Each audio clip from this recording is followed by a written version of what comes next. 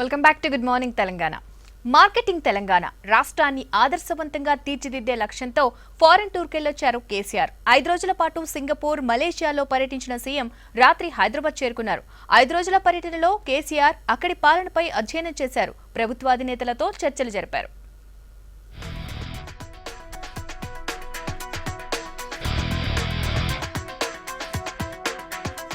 5 రోజుల టూర్లో Singapore, Malaysia దేశాల పారిశ్రామికవేత్తలను ఆకట్టుకునే ప్రయత్నం చేశారు కేసీఆర్.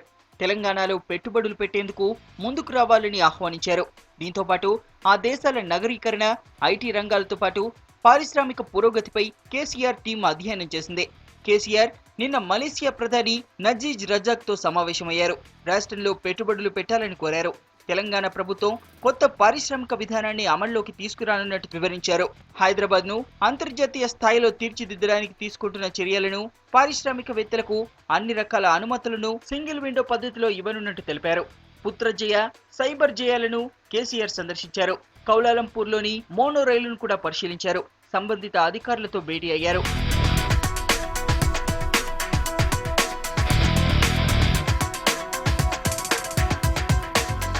ఇరవైన సింగపూర్ వెళ్లిన కేసీఆర్ అండ్ టీం జురామ్గా ఇండస్ట్రియల్ పార్క్ ను సందర్శించింది. తర్వాత సింగపూర్ లో నివసిస్తున్న తెలంగాణ వాసులతో సమావేశమయ్యారు. 2 రోజున సింగపూర్ పట్టణాభివృద్ధికి సంబంధించి అక్కడి అధికారులను కలిశారు. అక్కడి ప్రభుత్వ విధానాలను అడిగి తెలుసుకున్నారు. స్థానిక ఛాంబర్ ఆఫ్ కామర్స్ డెలిగేట్స్ తో సమావేశమయ్యారు. రాష్ట్ర పారిశ్రామిక విధానం ఎలా ఉంటుందో వివరించారు. 3వ రోజున ఐఐఎం పూర్వ విద్యార్థులు ఏర్పాటు చేసిన సదస్సుల్లో పాల్గొన్నారు. అదే రోజు సింగపూర్ ప్రధాని కలిశారు. ఆ దేశ మంత్రులతో పలు అంశాలపై చర్చించారు. 23న సీఎం టీం కారులో సింగపూర్ నుంచి మలేషియా వెళ్ళింది.